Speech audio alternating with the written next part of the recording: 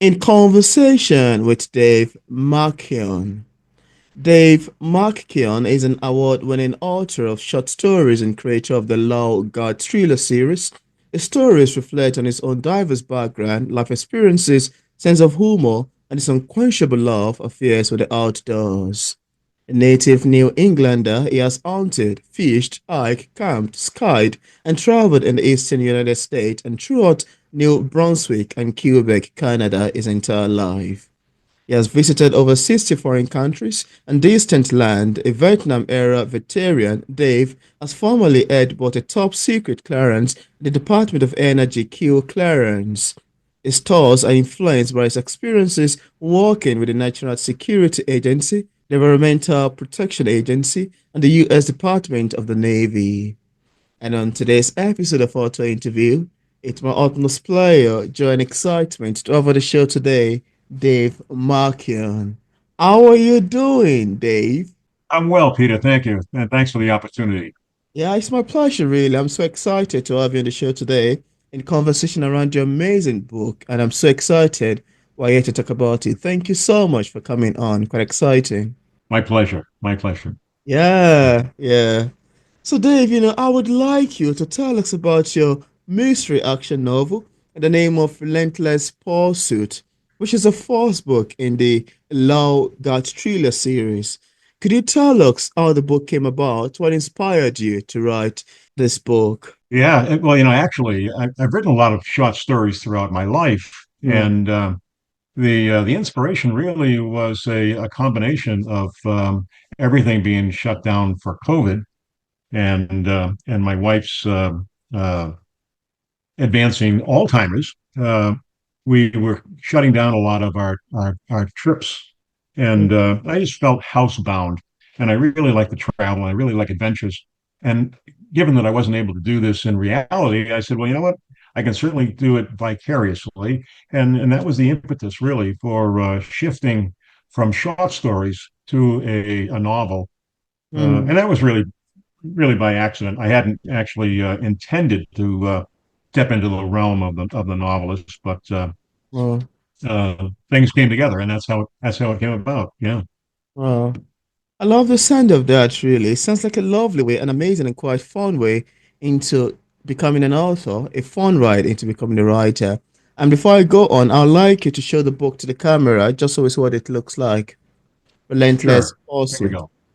Beautiful cover you've even, oh, beautiful. I love the making of that cover. Would you like to talk about the making of the cover? Looks like a stone throw to a glass, and the glass shatters in the middle. Not quite sure if I'm correct That's about right. that. Yeah, that's right. And there's a Learjet in the background here. And I really like the covers because I've always been inspired by the cover, and the cover for me really has to say "pick me up." Yeah. Um, and that shot window, um, um, the hole in the window and the glass really spoke to me on that one. Beautiful. I spent a lot of time with my graphic designers on the covers Oh. on the five books in this series. Hmm. It's an interesting one, really, because I know that with every book, there is a message behind the cover. There's a message in the writing itself, there's a message in the novel written already. And to shoot the graphic design for the book, there's always a message behind the cover, which could relate with the story told, and also a bit slightly have its own message to communicate. That's why sometimes I love Right. to ask authors and writers, could you tell us about the making of this cover? Because I know there's a story behind the making of every book cover. Thanks for sharing. Yeah.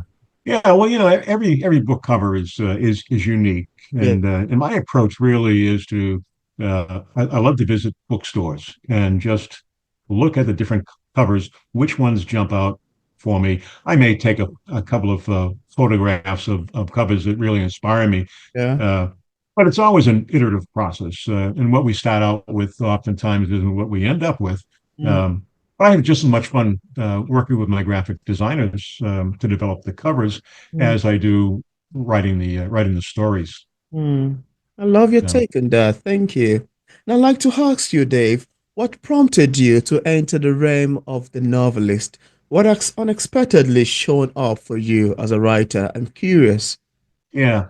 Well, again, as I mentioned, during this period of COVID, Mm, I have a my son is a writer also, and I said, hey, let's have some fun. Why don't I write a about 4 or 5 paragraphs of a story? I'll send it to you. You pick it up from where I leave it off and send it back to me, and I'll pick it up and we'll take it in different directions.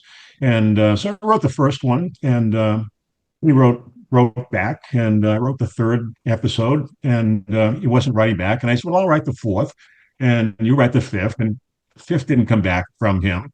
And I finally kind of outlined the whole story, and he said, "Dad, I think this is your story. You need to write the whole story."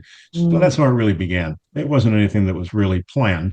And with COVID, with the shutdown, I had certainly had much more time on my hands than I needed and wanted. So that's really how it began, Peter, because I was really happy in the realm of the short stories and had won a number of awards with my short stories. So Congratulations on that. And it's quite yeah. fun to get to know that, you did this together with your son. I can imagine what it would look like to have a father-son writer relationship.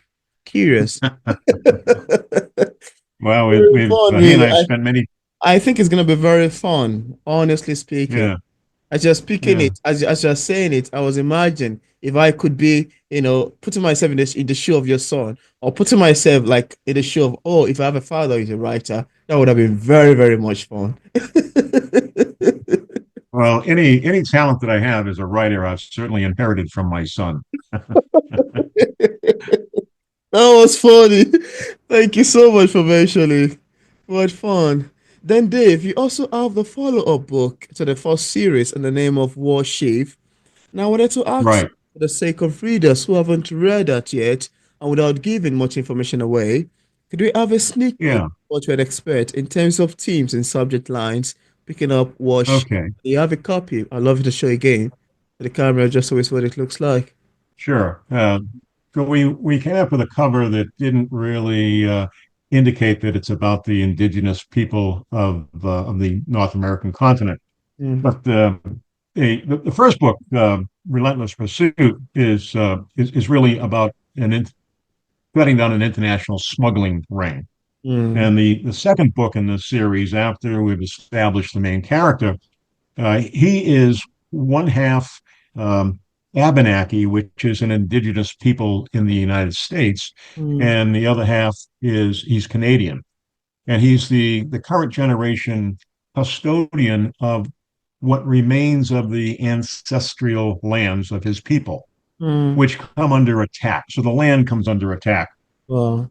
This three prong attack. There's some nefarious politicians. I know that's really difficult to conceive that there might be some nefarious politicians, but Mm, there's also some very aggressive developers and a rogue pharmaceutical firm that really are threatening the sovereignty of the Abenakis' ancestral lands. mm, And Lou, my main character, who really he's an ex-commando, but he tries to lead a quiet life. He once again gets dragged into defending the lands and stepping out of that character which I've created, which is he's the quintessential hunter fisherman who owns a remote fly-in hunting fishing camp in the wilds of New Brunswick. mm. And so book two is about defending the land, Wow. and book three, which follows that, Yeah. uh, and I'll put the cover here. Um, Howl of the Banshee is again following the characters, and Lou's wife, who he meets in book one, is kidnapped, and he ends up chasing her with the Irish Gata, which is the police, all Oh. over Ireland, and finally over into the continent and onto the Channel Islands of Jersey. Uh, so yeah, I've come to realize that and I think this would be true for any author who has a series, Mm. is that the characters actually become family. I mean, you know them intimately, Yeah. and you know their quirks, you know their expressions, Mm. and my main character's wife, Kate, Yeah. is Irish, And when I'm actually writing her dialogue, Yeah. I'm thinking with an Irish brogue. Wow. My That's mind, my mind, my mind just hears her speaking with the brogue. wow. That's quite beautiful to know, really. I mean, I've been enjoying your answers to this question so far. It sounds to me to be very great and quite beautiful. Thank you for sharing. Thank you. Okay. Yeah, yeah. And also, Dave, you also have the most recent book in the series, and that's the one titled Sabotage. And I need to say I was impressed while I read through the description page of it in Amazon because it was very compelling to me. And I'd like you if you could briefly tell us about the making of that as well, if you have a copy there, so we can see. Sure. Beautiful titles you've got, really. So the latest book that well, actually, the latest book is about 2 months away from release, but book four is called Sabotage. Sabotage. And of course, on the image here, we have a shadow of a person running away from a forest fire, which he had started. So again, this story goes back to the ancestral lands of the Abenaki. Lou has to once again uh, save. And what I brought into this book was a split personality. The antagonist Mm, is not only a um, president of a longshoremen's union, yeah. he is the head of a mafia mob in Boston. But he Mm, has a split personality. And when and his escape from the life that he lives yeah. is he travels to Lou's resort and fishes, and he's away from everything. But he has to go there as an assumed with an assumed name. And I'm surprised the amount of research that actually has to go into writing a book of fiction, Mm, particularly if you're dealing with someone who has a split personality, yeah. so that you really can get that right. Mm, But in the end, the conflict is that this mobster decides that he really wants what Lou has, and he wants to buy the fishing lodge, which obviously Lou isn't able to sell even if he wanted to because it belongs to the Abenaki, and he's just the custodian. So mm, there's a lot of twists and turns and plot changes. Had a wonderful time developing some nefarious characters that are mobsters. mm. My favorite is a fellow by the name of Popeye, Oh, who he uses a garrote to kill people, wow. and I've introduced some uh, some great Italian dialogue.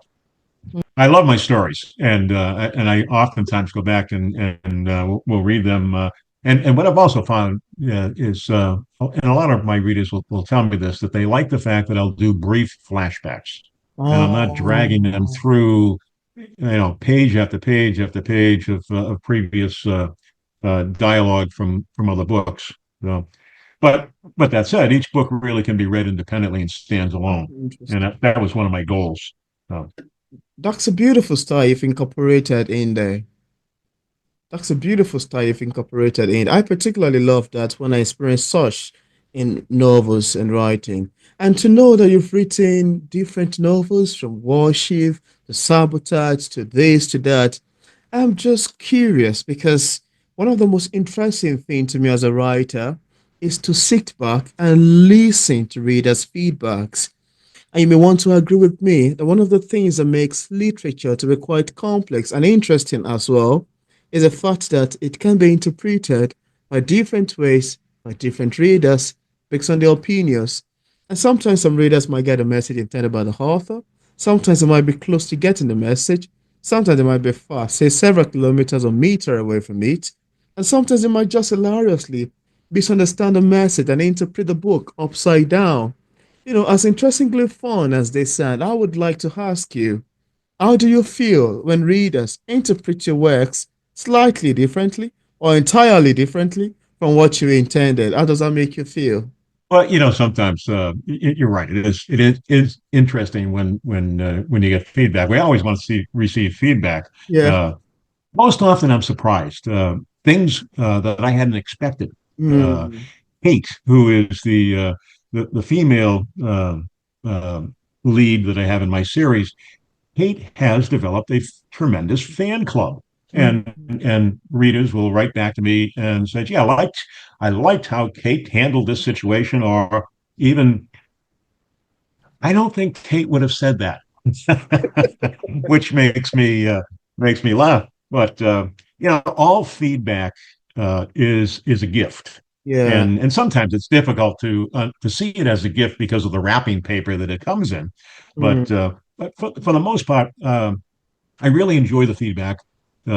I do have beta readers that I'll have read my third version of the manuscript before I send it off to the publisher, just to make sure that the story works. All right. Mm. And I tell them, I said, look, I want to hear the good, the bad, and the ugly, because I really want to be able to have uh, an enriching story. So for me, when I hear someone say, I really enjoyed the plot twists, Yeah. or when's the next one coming out? I mean, that's that's what an author or a writer hopes for, that people enjoyed the story and they're looking forward to some more. But Yeah. yeah, it's surprising what Mm. people pick up on. And there are a couple of times I've had to say to people, you know that it is a book of fiction, right? At least you're aware of that. Right. That's a Yeah, beautiful one, really. And I think this is one of the things that makes book conversation, book club meetings to be quite interesting. So we're in a gathering, in a community of five, six, seven people who have read the same book and come together to talk about it. You would see that the opinion of the first reader would differ slightly from the review of the second reader, and would differ slightly from the take of the third person. And each person right, has something different, bringing it in, throwing questions for one another, asking questions for one another. How is this one this? How about this? Did you feel this? What do you think about this? It's always a very fun and lovely, lovely conversation. Sitting back, hear these readers discuss and take this book in a way that you're like, oh, really? I never even saw that myself as a writer. That's quite impressive. I'm intrigued. So I think it's a very beautiful thing. It's a beautiful experience, really. yeah. Yeah, yeah, and I do on occasion, when book clubs alert me that they're reading the book. I Yeah. will Zoom call with them for 10 minutes after they've finished their discussion, just to give them an opportunity to ask me some questions. I think some of the things that are surprising, because most of my character is from Canada, and any number of people have asked me, how long did you live in Canada? I have never lived in Canada. I visit Canada quite often. Oh, wow. So That apparently my description of Canada is very realistic. was catchy. Very catchy. Yeah, They can paint and yeah, imagine that, oh, you must have lived in Canada to be able to describe it this way. Mm, yeah, yeah. beautiful. Well, I do a lot of research and I do travel, and I do make sure that I've been to the locations that I'm actually writing about, because I think that authenticity really is important, even though That's you're writing a book of fiction. You important. know, you, Yeah. you, if you throw something in there that's absolutely out of sorts, then Mm. you're going to have the reader stop and question. So good. Yeah. Yeah, yeah. And I think even if it's fiction, even if it's fiction, yeah, with terms of places, there should be some bit of authenticity in it. It makes it to be quite real, despite knowing the fact that, oh, what I'm reading, it's a fiction story. Yeah. Right. Right. But it has to be plausible, it has to be realistic. Yeah. Yeah. Yeah. Yeah. I suppose that if you're writing science fiction, you can make up a lot. But Yeah, you can make a lot, yeah. With genres also it differs with the kind of thing you can do, kind of flexibility, the right, kind of you can decide to create world and places on your own without being right. questioned. Beautiful. Thank Yeah. you. Thank you. And now, Dave, just apart from the books we've mentioned so far in the series, do you have any of the works you've authored or currently working on? Any more upcoming book in the series? Yeah. The book 5 in the series is with my publisher, and the title of that is The Curse of the Caribbean Lurks. Oh. So I really take my readers now away from Canada. Uh, Lou and Kate, his wife, and travel down to the Caribbean, and they end up becoming the victims of modern day pirates and are marooned on Hmm. an island. And a talisman that Lou generally wears around his neck is left on a boat, and that's that ends up being the quest. Mm. Uh, book six is currently in the works. I have a working title, but I won't the working title. What I find is that there are 60 million books on Amazon. It's a The, lot. we all try to be unique.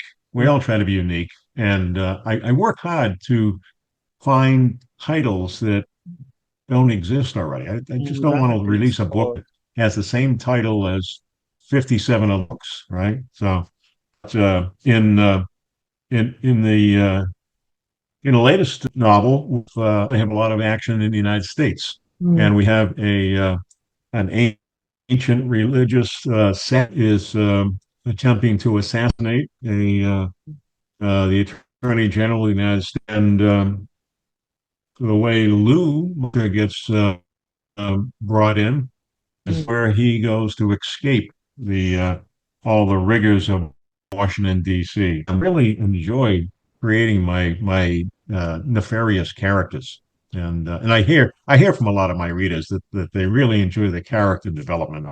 Mm. So book six, whether there's a book seven in this series or we something else at this point, I'm not really sure. Yeah. I love your take on that, really. Sounds quite great. Sounds quite amazing. And to know that you've got a lot ongoing, really, that's a lot. I hope you find some time to sleep. Sleep, golf, have a life. It's a blended life. And what I say to folks is, hey, when I stop having fun, that's when I tend to get in trouble. So, Thank you for sharing. Thank you. And as a published author, I'd like to ask you, what sort of advice do you have for other writers who are still struggling with writing and publishing a book? What would you advise people in this category? yeah, well, that target audience. What is it your target audience is really looking for? Mm. And you know, a fiction writer is really focusing on things that are different from uh, the person who's writing the memoirs or a Yeah. cookbook or whatever. But who's your intended audience? What is it they're looking for that would give joy? There's nothing more satisfying than realizing that something you created had a joy for someone else. So again, uh, keep your eyes open. There are any number of things that will cause me different aspects that I want to put in. Well, certainly, folks can visit my author's web, Mm. www.avillagewriter.com. And from there, they can hit on a hot link, or you can go directly to Amazon. All four of those books, and soon the fifth book will be okay. The books are available on Amazon in ebook format as well as softcover. Well, readers can access my books either directly on my website, avillagewriter.com, or on Amazon. That's great. And I left a link in the description part of this interview where interested viewers can get a copy of Dave McKeon's books directly on Amazon and Barnes& and Nobles on his website and also another platform. I also left a link to his social media pages for possible followings. So thank you so much, Dave, for accepting the invitation to be featured on P English Literature. And also, this is more than awesome, quite exciting, very great and lovely having this conversation with you around the beautiful titles. Thank you so much for coming on. Peter, thank you very much for the opportunity. It was great having this dialogue with you. So be well and happy Yeah, reading. thank you so much. It's my pleasure as well.